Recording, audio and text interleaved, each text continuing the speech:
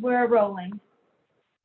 All right, let's see here. I'm gonna juggle my screens. Okay.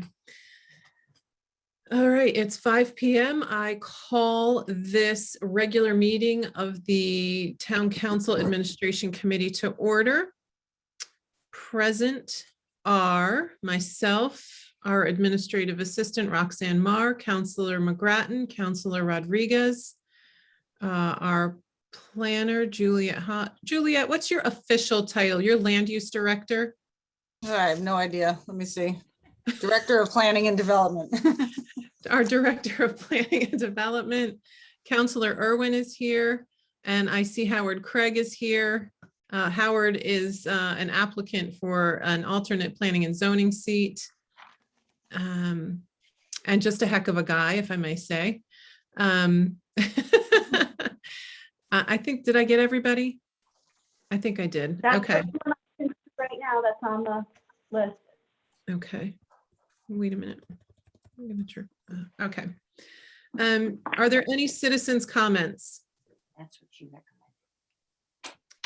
Seeing none, we'll move on. There are no informational items.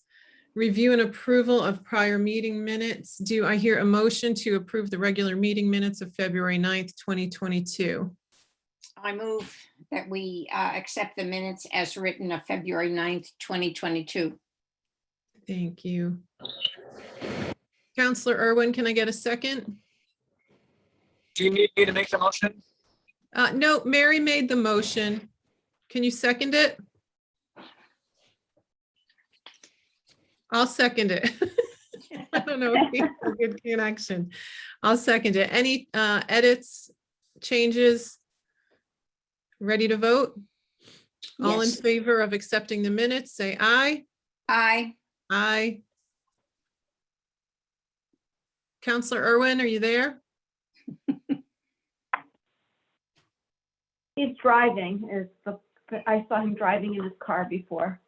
Yeah, okay. So he might be in and out with the reception depending on where he's at. So we'll just say 2-0. Is that what you want to say? Sure. Okay, let's move on to old business. So I'll make the motion. I move that we adopt policy and protocols for remote meeting participation as contained in the draft dated February 15th, 2022. I'll second that. Okay, thank you. So just to recap, we discussed this last month and we got hung up on the question of how many committee members should be physically present for a hybrid meeting. So hybrid means the meeting is happening in a physical location, live, in person, but it's also available for remote participation. But the question of how many people must be in the room physically, and we agreed that the chair, whoever's chairing the meeting, should be physically present in the physical meeting space. But there was no consensus really on how many voting committee members should be physically present. So in the new draft, let me see if I can get that open. Yeah, I had saved it, but now I can't find where I put it just so I could share it with you. Yeah, it was here. Track changes, okay. Oh, good. Okay, so, oh, whoa. You took over my screen. Okay, Sorry. that's okay.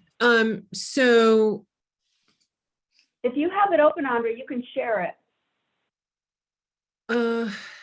how do I do that? There's a Do little- you need me to share it? I don't Does know. everyone need me to? I don't have a problem with the numbers. Okay. Okay. So basically it's this. The council will be operating, the council wants a quorum physically present in the meeting space and is going to be operating according to that guideline, as are most of the town's committees, commissions, and boards. However, if they can't get to the quorum, then they still must have, there's a chart in here now. If there are 6 or fewer voting members on that committee, then there must be at least 2 of them physically required at the physical meeting. There it is. If there are 7 to 9 voting committee members, then there must be at least 3 physically present. And if there are more than 9, then it has to be a third of the voting membership. Okay, I have a, probably in addition to number 6, number 6A, it says all speakers taking part in any such meeting or proceeding shall clearly state their name and title. They need to put their address in too, name, address, and title. number Okay. 6. But I think that that's not just for comment, Mary. I think that's just for discussion too. Right, that's just for you committee members, so that when you speak, the viewers know who's speaking. Right. But don't So we always once they introduce themselves, but don't we always require their address? we do We for do, comment, but this isn't for comment. This is for just regular discussion. Like right now, every Okay. time you speak again, you don't want to have to give your title and Okay, address. I got it. Okay. Yeah. I did have a quibble with, wait a minute. I need to get out of this. Well, why would they need to put their title in if they already gave it at the beginning of the meeting? Yeah, I frankly think it's clunky to have to give your title again. We've been trying to operate, the idea was that if there were a bunch of people calling in and there was no video, and you didn't have the benefit of face recognition to know who was talking, that every time somebody spoke, they would say like, okay, this is Counselor Ingalls. And then I would go ahead and speak so that anybody just listening in would be able to keep track of who's talking. Okay, That's really the goal. okay. And Okay. I think it's clunky, but I think it's also probably a good protocol. Okay. Well, and actually, that's what the current policy that you're working under says. That's not Right. a change. Right. Okay. That's correct. Right. We're And that's sort of taken slipping out away of from the, the standard, but Right, and that was taken out of the executive orders. So that's what the governor's order said that we had to do. Okay. okay. So my one quibble is in item 8 under quorum, where it says all voting members shall have both audio and video turned on throughout the meeting. So I think we all know that when everybody's mic is open, it can get distracting very quickly. People are shuffling papers, pets are coming in and out of the room. So I understand that voting members of that particular committee should have, it's part of being present to make sure your video and your audio are open. But I think that there are going to be plenty of, I try to have my mic off if I'm not actively engaged in that conversation, because I'm just so aware of how background noise.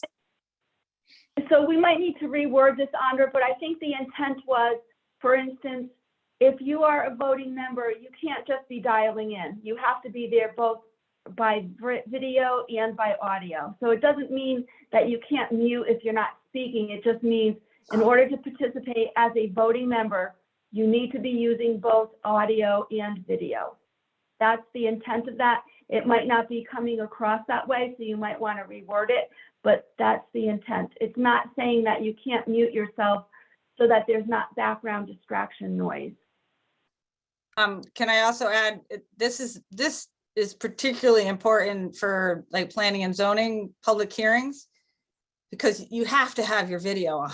I mean, we have to make sure that you're not chit-chatting with somebody else, or that Right. you heard it, that you're there present and you're listening to the whole thing, and that you have the ability to answer via a microphone or vote. But yeah, I agree, you can mute, but as long as you can see your face and see that you're not speaking into your phone, or texting, it's that ex parte, or that's communicating with somebody else during a meeting. we need to be able to see that you're not doing that. Correct. I agree with that. Okay. I think Counselor that it may be Rodriguez, Possible. Oh, sorry. Uh, I couldn't see everybody. is that you? It is. Yeah, Tim. Go ahead. Go ahead, Counselor Irwin. I think that that could easily be changed with a quick notation, basically saying all voting members shall have both audio and video capability throughout the meeting, and that would solve it. I like that. Counselor Rodriguez, you had your hand up. Oh, no, I rescind my hand. Oh. my question. I rescind. She's taking her hand back. So, But what about Did the you say- public hearing thing? They'll have, Just having the capability isn't enough. They should have it on. Would that be up to that particular chairman? I don't know, as long as this doesn't negate that somehow. This is a tricky one size fits all. let me go back and look at the executive orders because I might have taken it from there. So just give me a second here. Go look. Because we don't make this stuff up. I mean, we usually Right. take it from. Right, I understand. Okay, let me just go. I wish there was a way you could say the video turned on during any public hearing or something like that, but I don't think it's as important during a regular meeting. It's just public hearings I'm thinking of. Yeah, and honestly, we have dial-in. Before all of this happened, we did have a policy that committee members could dial in remotely. And so there was no video. I know, it's crazy. Right, well, technology has changed and so the standards has as well. Yeah, because I think that was a problem in the beginning of the pandemic. We struggled with that a little bit.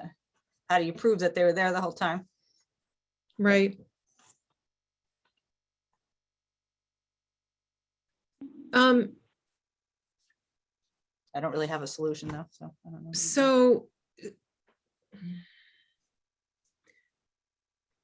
So what about including a statement that says it is incumbent upon the chair, somewhere else in here, we say it's up to the chair to make sure that there are enough people physically present.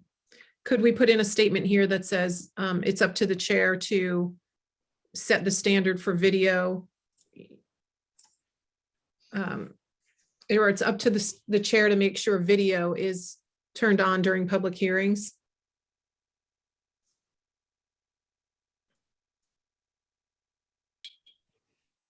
I'd say leave it the way it is.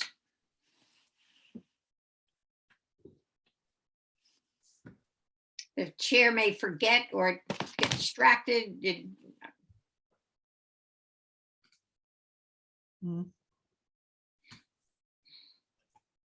Counselor Irwin, thoughts? I was kind of looking for the verbiage about what the chair was doing to see if I could find something in there, or It's some way under to shoehorn a new thing in there. Yeah, 6B under hybrid meeting, the third paragraph says it shall be the responsibility of the Yeah. chairman to ensure the proper number of committee members. So we could say it shall be the responsibility of the chairman to ensure videos are engaged when, During public hearings, Sure. hearings. Yeah, okay. I think that's reasonable. okay, Yes. all right. Okay, wait a minute, let me go back now. So you want this to say, tell me again what you needed to say? It shall be the responsibility of the chairman. Wait a minute, which one are you on now? 6A? Well, I'm just number 8 under quorum, it shall be the responsibility of the chairman to ensure videos are engaged during public hearing. Video is turned on.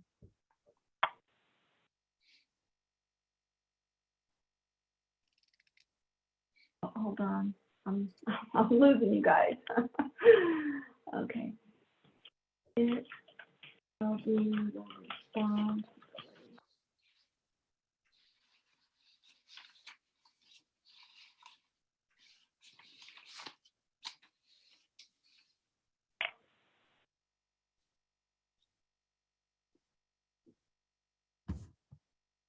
Okay, it should be the responsibility of the chairman to ensure. I mean, how can the chairman ensure?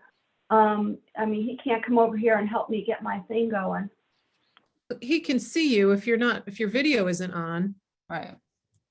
Right, but he can't ensure that my video is working. I'm just, Then that person wouldn't be seated for that public hearing.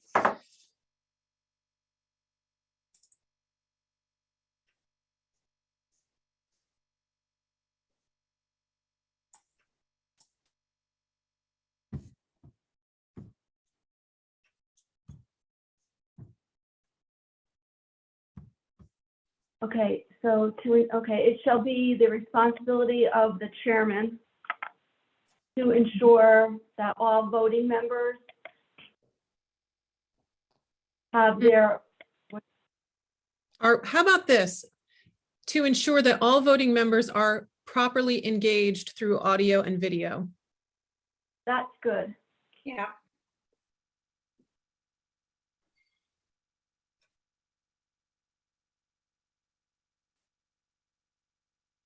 Through both audio and video, Yeah.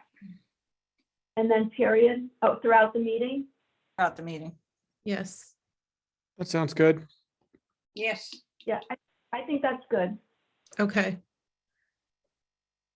All right. Were there any other changes? Um, Oh, I'm sorry. I had an, I just have the numbers Go ahead. here too, kind of got messed up, so we have 4 6s, so I'll correct that, as we go through later. Okay. Counselor Sometimes- Rodriguez? Yeah, if you can stay right there, Roxanne. Yep, Okay. Number 8, quorum. So that I understand this. So if we participate remotely, we are still counted toward the quorum. Correct? Is that what I'm understanding here? Wait, where'd it go? Yes. That's exactly right. Okay, thank you.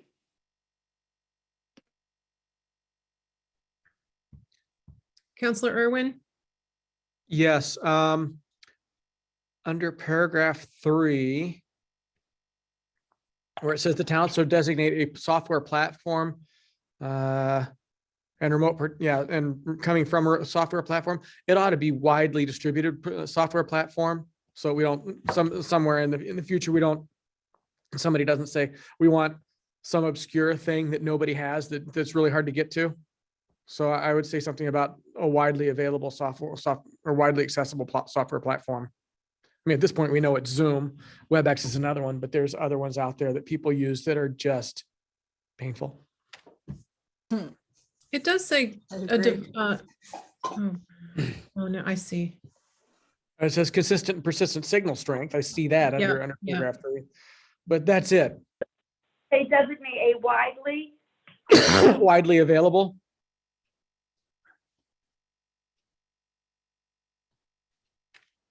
Okay. I'm comfortable And- with that. I had taken umbrage to an article or a part in item 6F, where if there was a disruption, public disruption, that we couldn't conduct any new business. But I see that that's part of the Connecticut guidelines, and so we have no discretion there. right, that is. I find that inordinately restrictive. Does that mean like a Zoom Well- bomb? It just Right. says until such time as order is restored. Okay. Oh, that means you can mute somebody? Right, you can mute somebody, you can remove them. I have talked to Tom Hennick at FOI about this, and you can actually just, if you're, the host could actually just remove them right from the meeting.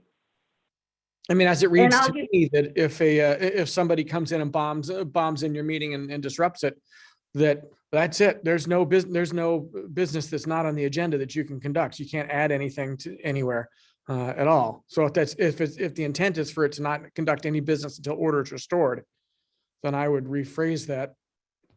Because as I read it, Yeah, Not it last says year. that. here's another example, and Andra can jump in on this. Last year, we had a budget work session where some people from England and we don't know where else came in, and it was out of control. We couldn't get the people out of there fast enough. They were coming in, they were writing all over our screen, they were using vulgar language.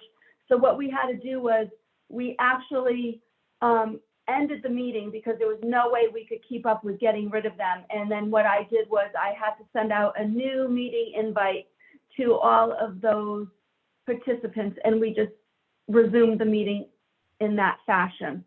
So it wasn't made available again on the meeting portal so that folks couldn't Zoom bomb us. And that was the only way we could proceed. I don't know if that helps. Remember that day, Andra?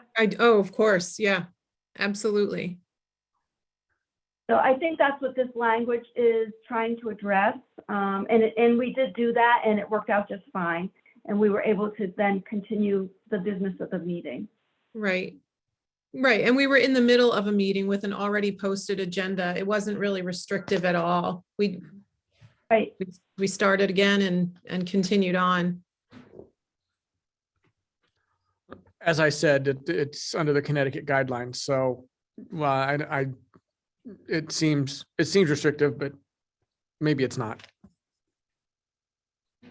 Okay. Are there any other suggested edits? No, Are we ready to vote? yes, Okay, so All when in- we vote, we're going to vote on the updated draft of today, just so that we have it straight. yes. Okay. And you're changing the date on the, okay. Yep. So all in favor of adopting policy and protocols for remote meeting participation as contained in the draft now dated March 9th, 2022, say aye. Aye. Aye. Counselor Ingalls votes aye, motion carries. Next item on the agenda, under new business, item 1. I make a motion to recommend the town council appoint Mr. Paul Whitescarver, Republican, 6 Stoddards View, Gales Ferry, to the Planning and Zoning Commission as a regular member to complete a 3-year term ending December 31st, 2023, filling a vacancy left by Mr. Woody. Second. Thank you. So I want to wait a minute. There we go. So just want to read his background information. Mr. Whitescarver is currently serving as an alternate member on the Planning and Zoning Commission. Planning and Zoning Commission Chairman Capon has requested Mr. Whitescarver be appointed as a regular member of the committee. Mr. Whitescarver has a BS in economics and an MA in national security. He served 39 years in the United States Navy, retired commanding officer of the sub base, and commanded the local submarine base, and has worked with the town of Ledyard and Groton on many issues as they border the base. Mr. Whitescarver is an active member of the community. He previously served on the Economic Development Commission and is currently serving as chairman of the Thames River Heritage Park, member of the BOD Submarine Force Museum Library and Historic Ship Nautilus, staff Parish Relations Committee at Gales Ferry United Methodist Church. So any questions, comments? All in favor of appointing Mr. Whitescarver, say Aye. aye. Aye. Aye, motion carries 3-0. Next item on the agenda, and thank you, Mr. Craig, for being here. I make a motion to recommend the town council appoint Mr. Howard Craig, unaffiliated, 64 Stoneybrook Road, Gales Ferry, to the Planning and Zoning Commission as an alternate member to complete a 3-year term ending October 31st, 2023, filling a vacancy left by Ms. Evans. Second, Thank you. So I'm going to read Mr. Craig's background information here. Mr. Craig is currently employed at the Submarine Learning Center. He has a BA in Physics, University of Maine, 2000, BS Workforce Education and Development, Southern Illinois University, 2004, an MS in Engineering Management from Old Dominion University, 2012. Mr. Craig is retired from the US Navy, where he served as a sonar technician for 10 years, US Navy officer 11 years, retired in 2011 after 21 years of service. Mr. Craig has been a long-term resident, is interested in serving the Ledyard community by becoming an active participant in how the town uses its resources. Mr. Craig has been a local and state notary public since 2004 and has been an active member of the community, volunteering as a scout leader for Gales Ferry Troop 12 for several years. He volunteers as needed at Ledyard Fair activities, community cemetery cleanups, Ledyard and Gales Ferry library work assignments.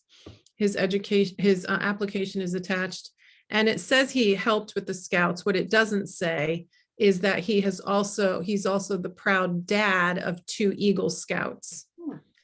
And I will say I've known Howard and his family for years, and he and his wife Julie are just salt of the earth people, and this town will be very blessed to have him serving on planning and zoning. Howard, is there anything you would like to say? He did ask me to not brag on him, but I can't help it, just a little.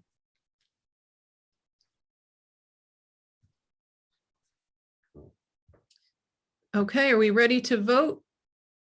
Yes. I hear you. He's looking like he's trying to talk, but I couldn't hear Oh, him. are you trying to? Okay. If you have something to say, we want to hear it. I don't think his mic is working. Hear me now? Yes, sir. Oh, great. Well, I'm totally undeserving of the accolades that Mrs. Ingalls has laid upon me, but I do want to say that I'm interested in serving the community, and I am very excited to be an unbiased member of hopefully the Planning and Zoning Commission as an alternate, and just seeking a little bit of clarification. If appointed, will I be completing the term ending on October 31st, 2023? Or will a 3-year term begin from appointment? I'm Yeah, a little that's unclear on that. That's a good question. And Roxanne, I actually had a question. So there are Right. actually 2 alternate seats open, Mhm. right? And never mind Mr. Whitescarver's now vacant seat. Is there a reason Mr. Craig would be appointed to one vacancy versus another? I think you fill the, if a vacancy is left by election or, honestly, I don't know how you guys do it, but you're supposed to fill the seat that somebody leaves first. An unexpired term first before a full term. Oh, His 3-year term would start at the end of this term that he's filling out. so he would be completing this term, which concludes October 31st, 2023, and then a new 3-year term would Correct. start. Right. Get reappointed Right. again, and he would be then into the 3-year term. Okay, Right. Understood. Thank you. Is All your right. other vacancy of like 3 years starting today is not an unexpired term, in other words? Well, Are the the- other one would, Falls. it expired, well, Mr. Whitecarver's, he just moved up, but his would be expiring in December of this year. Okay. And I don't have the most recent list in front of me at the moment because I'm at home and I'm not in the office. But I was just curious. yeah, I think, yeah. So, So yeah, it would be Roxanne- for the remainder of the term. Mhm. so can we just, between now and 2 weeks from now, when this is on the council agenda, can we just make sure we're appointing him to the correct vacancy? What, if you just want to give me a minute, I can go look somewhere else. Hold on.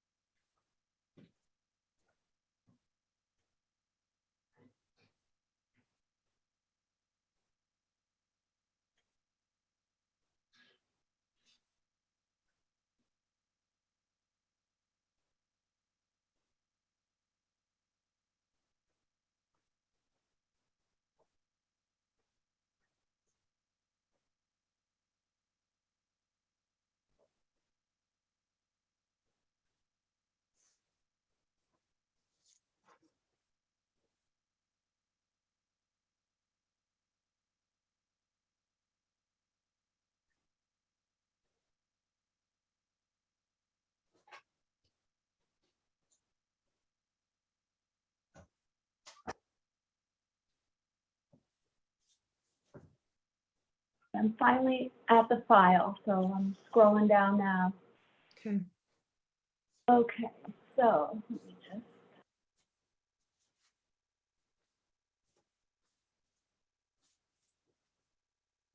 Okay, so I have a vacancy, which is an alternate for Hillary Evans. And she's due to expire on, Hi, how are you? I'm sorry. and then, okay, so we moved somebody else up to, we just go one other place. This is the list changes, it changes daily almost. I mean, people resign, people are appointed.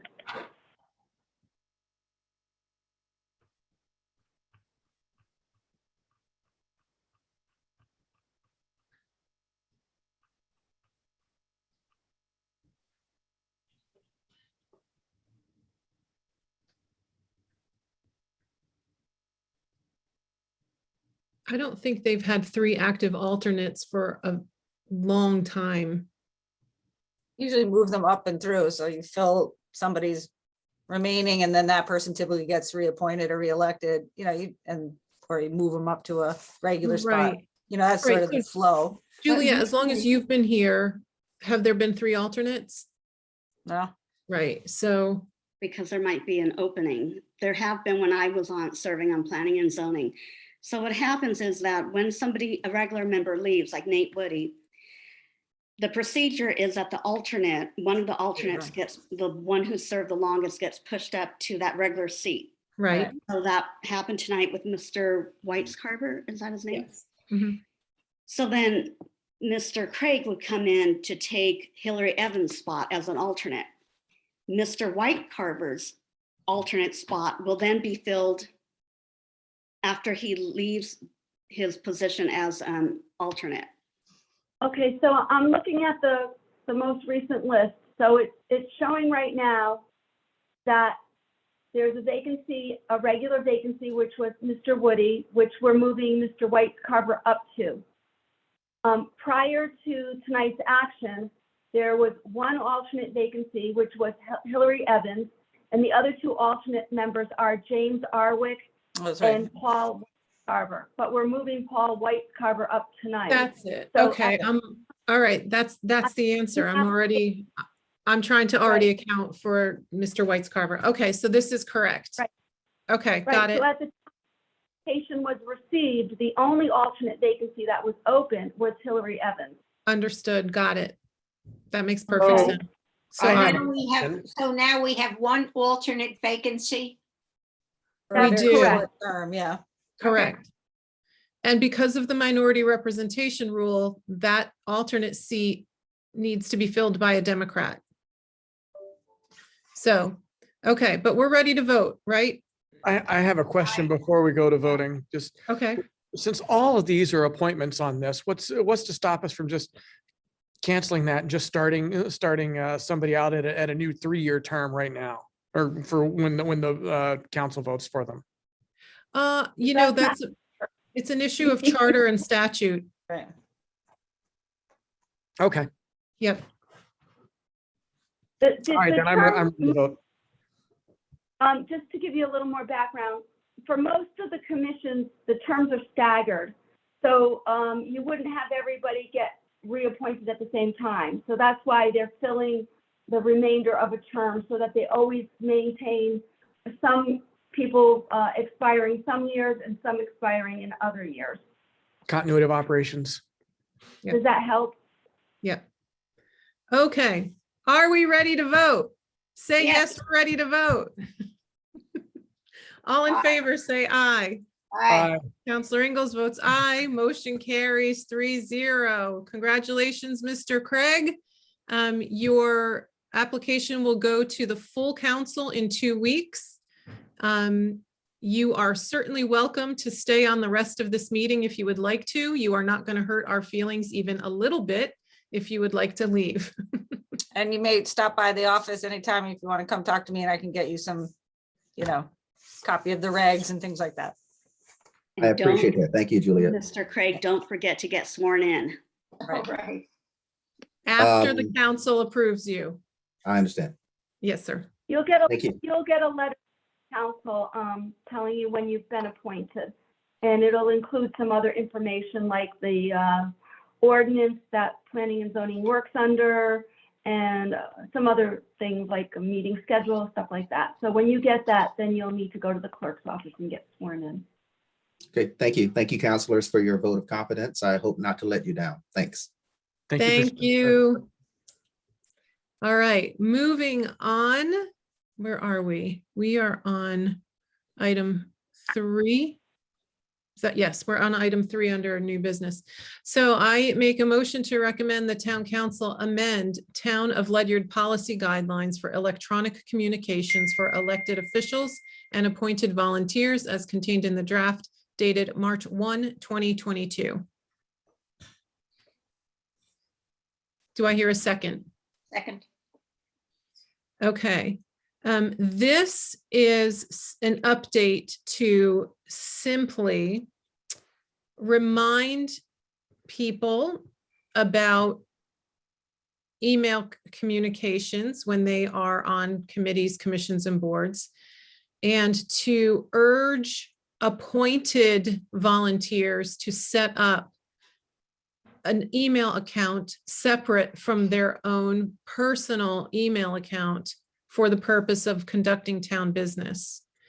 It is practically not feasible for the town to assign a town email address to every appointed volunteer, in part because of the cost and in part because volunteers are coming and going at such a rate that it would be nearly impossible for the town to keep up with opening and closing all of these email accounts. So this is just to encourage people to set up a separate email account from their personal email to receive town communications. And a reminder to not engage, discuss, or make decisions via email and unintentionally create illegal meetings via email. So I've read it. I don't have any quibbles or concerns. Councilors Bratton and Irwin, you agree with it? Okay, thank you. I too am ready to vote for it. I've read it through. Okay, very good. All in favor of accepting the draft? Aye. Aye. Aye. Motion carries 3-0. Next item. I make a motion to recommend the town council amend ordinance number 300-008, an ordinance establishing planning and zoning fees for subdivision, new construction, alteration, change of use, and zoning permit applications in the town of Ledyard as contained in the draft dated February 1, 2022. Second. Thank you, Councilor Irwin. Ms. Hodge, would you like to give us the lowdown? I thought we already went over this one. This is, land use went over this one. Now it needs to go to admin. The last one we did was 300-009. All right, can you scroll down then for me? This was, okay, so this is sort of changing to accommodate the fact that you have a planning director now, whereas you didn't before. So that wasn't a part of your ordinances.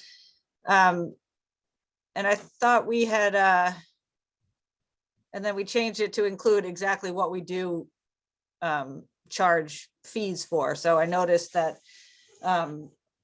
your ordinance didn't cover every single thing that we had on our fee list that you charged a fee for.